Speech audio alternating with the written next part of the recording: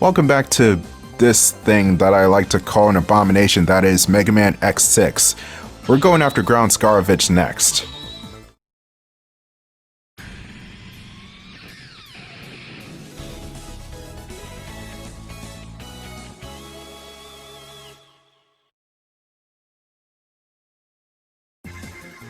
Now, Ground Scaravich is the second easiest Maverick to take on, but his stage is absolutely stupid. It's a randomly generated museum, where it's possible to get all the collectibles in one shot or get fucked and have to reload the save. It's one of those stages. You got more nightmare viruses to obliterate. If you collect their glowing cores, then they won't respawn. Anyway, let's go over who Ground Scaravich or Scaravich is. Going back to the Mega Man Wiki, Ground Scaravich's appearance is based off that of a scarab. He has a short stature and short limbs, and a beetle shell on his back. He also has a long pointy mustache, and his head has two pincer-like horns on top. Rhombus-shaped gem on his forehead, don't know what that signifies, but also X and Zero have gems on their foreheads. Scaravich is an ambitious Reploid who has few qualms about breaking the rules, but he is somewhat cowardly, bemoaning having to fight powerful Reploids such as X and Zero. However, he also has what it takes to overcome this. He just doesn't overcome it because this isn't his story. It's my story. And you're not part of it. He was once an enterprising treasure hunter who was wanted by the Maverick Hunters for damaging historical ruins. This was all in search for valuable data and loot. In his work, he discovered a lot of data on ancient robots, and Gate took care of him in exchange for this information. Gate later sent Scaravich to a forbidden area, and Alia, upon witnessing him entering the facility, ultimately intercepted and disposed of him as punishment for this misconduct. Wow, Alia actually doing something for once. Bravo, Alia! Unfortunately, this was not permanent, as Ground Scaravich was later resurrected by Gate and Mega Man X6 as a part of the Nightmare investigative team. So, how do I feel about Ground Scaravich as a Maverick? Well, he's memorable at least, which is more than I can say for all of the characters in X5 and X3, but he's still not cool. He's a dung beetle. What's so cool about dung beetles?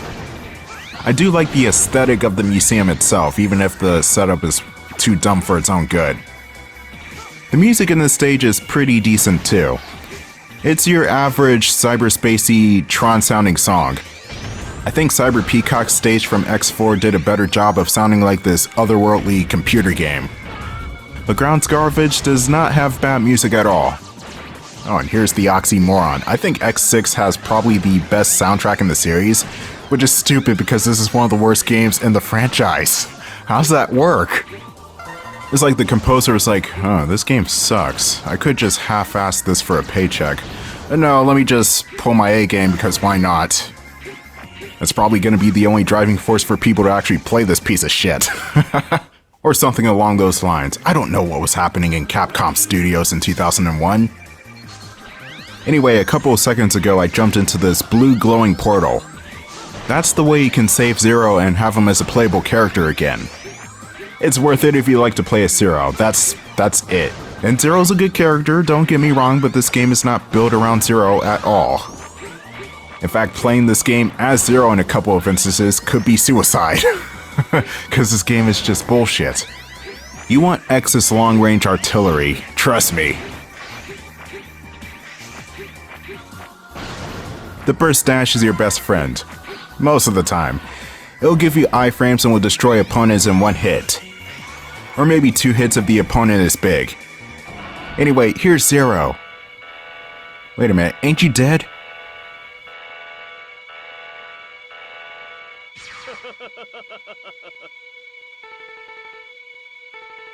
Ah, God, why does this game have to be so stupid with the whole bringing Zero back again for the 3rd time? Oh! The Search for Spock, Zero Edition, the 3rd strike, 3rd lightning. Anyway, this boss fight is, I don't even know what you call this. It's just like the boss fight from the 5th game. Only except this time Zero is weak to the lightsaber. Oh god, and apparently so am I, because he's doing a lot of damage. That's not supposed to be possible. I'm wearing the ultimate armor. Get away from me, Zero!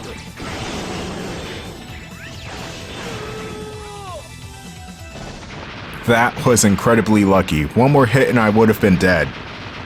It seems to be a trend in almost every Mega Man game I play. I get down to 1 health and then I just kill the boss. But that doesn't matter. Here's one of the more infamous cutscenes in the game. And they did not even change it for the X Legacy collection. It's still the same. That's how infamous it is. So, guess the reason why Zero is back all of a sudden even though he's supposed to be slumbering for about 200 years. Just guess, just guess. I hit myself while I tried to repair myself. Oh, God. The gag reflex on that line was something fierce. But yeah, that's the reason why he's back. He's back even though he was bisected. He was Darth Mauled. He was sawed in half. He was all those things, and he was also missing his regular hand arm too, which I think was his left hand.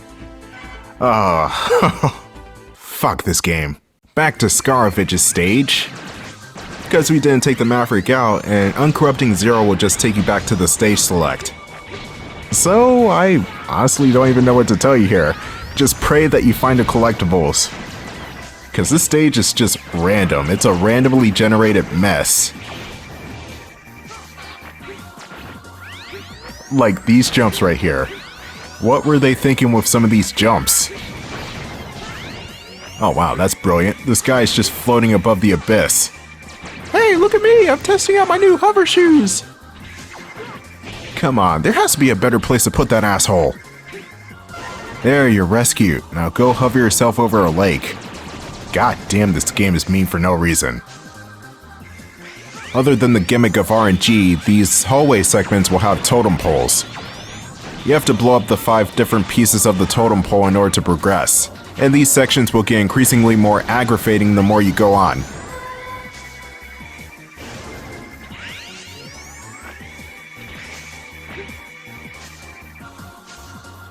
Oh good, the light capsule. We're on the right track.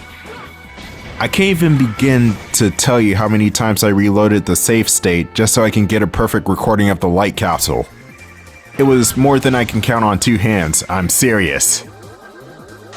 But anyway, here's the helmet upgrade, and just like X5, you cannot access the helmet upgrade until you complete the whole entire armor set.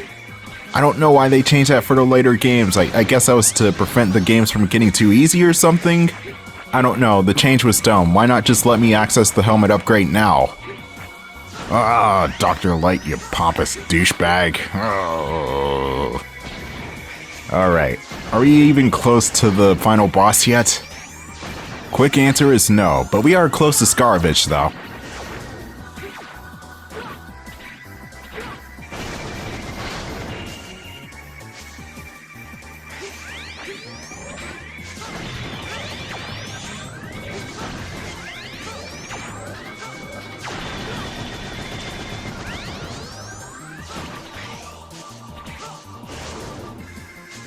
That is one of the coolest ways to enter a room.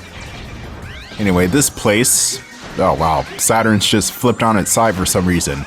This place is cramped. You got hostages aplenty, but if you don't have the ultimate armor, then you just have these really bizarre jumps.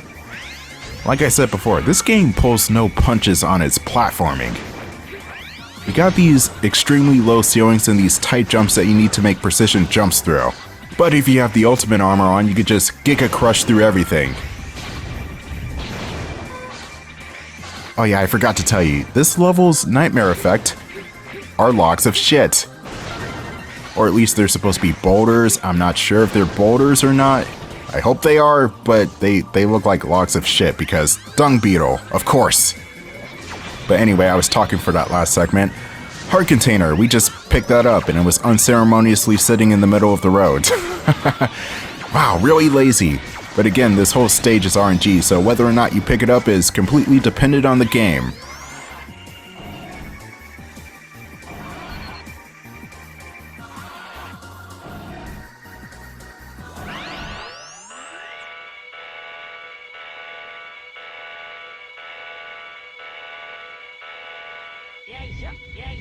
Here's the crap bug himself. Scaravich's strategy involves moving back and forth and back and forth and back and forth. He's not that interesting of a boss. The dung piles he carries around will get larger and larger as time goes on. That's why you have these ropes overhead to hang off of.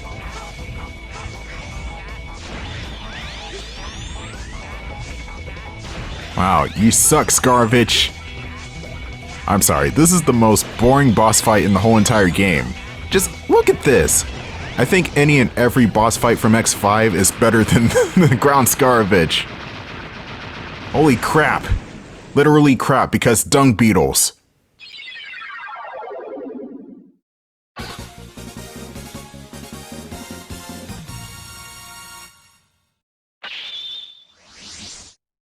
Celebrating a minor victory in this stupid game. The weapon we get from ground Scaravich is called the ground dash. But contrary to its name, it does not dash you along the ground or in the air. Instead, it shoots a massive ball of stuff. I don't know what it is. I guess it's supposed to be a metallic ball of scrap or something. But yeah, ground dash. It's kind of useful at points, but it's very, very slow to fire.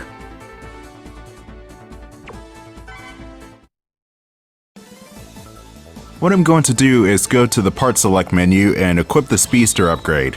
This will give you a massive boost in movement speed, but it will also help you with tight jumps, which X6 loves the tight jumps a lot. Alright, next stage is going to be the Imani Temple. We're taking on Rainy Turtloid.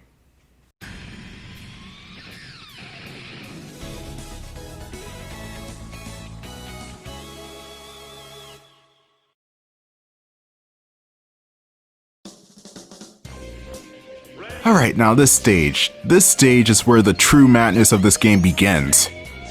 It's not so bad for the first half, but wait until it rains. Or even worse, the screen gets dark and you can't see shit. Alia involuntarily butts in the gameplay here, but she does give useful information on the acid rain. You'll find what looks like teleportation pads on the ground, to my left right there. You'll need those in order to survive. The acid rain will chip away at your health, and it's a good thing I'm not Unarmored X, because that health bar, man. That health bar will drain so quickly if you're Unarmored X. And regular Zero to some extent. He can't survive in this stuff for too long either. So yeah, you have to hurry your ass up, take the nightmare effects out, and save Terra Brantford. For some reason, the hostage in the stage is Terra from Final Fantasy VI, but she's roboticized. And she also has some sort of Hime cut. Oh, there she is! You deserve to be in a way better game than this, Terra. I don't even know why you're here. Was it for the paycheck, or did Kefka put you up to this? I bet it was Kefka. I blame Kefka for everything. I bet Kefka is the main reason why this game sucks so hard. Actually, no, that was completely on Capcom. It's Capcom's fault for this game's existence. But this part is genuinely annoying because look at the type platforming you have to do here. Not so much on the ground, but these platforms in particular. Oh, fucking hell. Why is this even a thing? And look, I need to save Terra right here. Or Tina if you go by the original Japanese FF6 translation. That's honestly a really weird name for her. Kind of like Eris. Ugh, yeah, no. I'll just stick with the normal name. Can I get to her at least? Yes! Oh no! Whatever, she's fine. She won't come back to be a nuisance again. And for some reason, despite how rude this game is, it's surprisingly generous on extra lives. Because for some reason, every hostage you pick up gives you an extra life. I'm dead serious. So there's truly no reason to get a game over, and even if you do get a game over, you just start back at a checkpoint. Which is usually a hard stage transition, so fade to black, load screen, you teleport in, checkpoint. You're clear. So X6 kinda has something going for it, even if that something is just common courtesy. And now they're trying to drown Terra. Oh man. Final Fantasy VI was a lot darker than I remembered. I don't remember a part where they drowned Terra. Oh man, what history am I living in?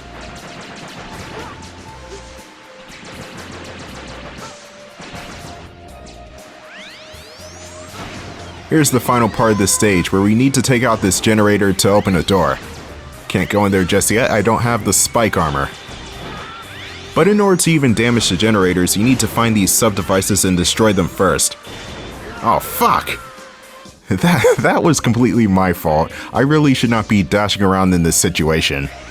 At least the good thing is the hostages that you picked up are permanently collected after death. Oh god damn it. Okay, stop doing that past me, just stop it. Just collect the terras and go. I must have gotten like 50 terras in one stage alone. Where's the other sub-device? It's gotta be around here somewhere. There's 4 in this particular area, I just need to find the last one now.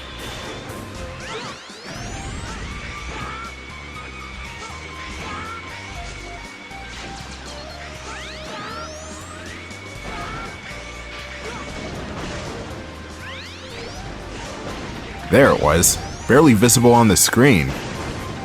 Heal me up, I gotta fight the turtle. Fulfilling Shredder's destiny, I guess.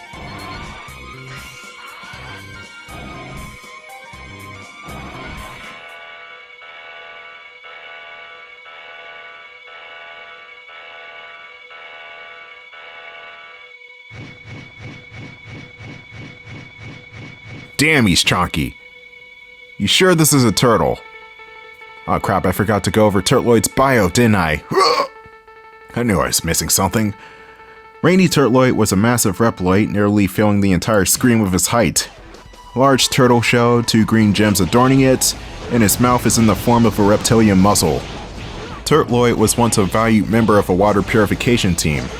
His shielded shell was designed to withstand the harshest acid rain, so he was one of the few Reploids authorized to enter and explore restricted level A pollution zones. Whatever that means. However, concerns grew that his defensive capabilities were too great and could be dangerous. Goes along with the boss fight as you have to destroy the gems first in order for his shield to drop in order to damage him. Don't worry, those gems do grow back after a while though. Getting back to the synopsis, many requested Gate to weaken him, but Gate refused to comply and was punished. And as a result, Rainy Turtloid felt responsible and took his own life so as not to continue being a burden to his creator. The General Turtloid, was later revived by Gate to serve as one of the Nightmare investigators. And yeah, that was Turtloid's story in a nutshell. Anyway, we got the Meteor Rain. It's okay, I guess. It's useful for one boss.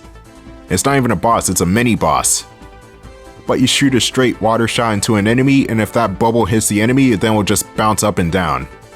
And the charge shot, I want to say it fills the screen, but I'm not quite sure. Anyway, I'll see you in part 3 of Mega Man X6.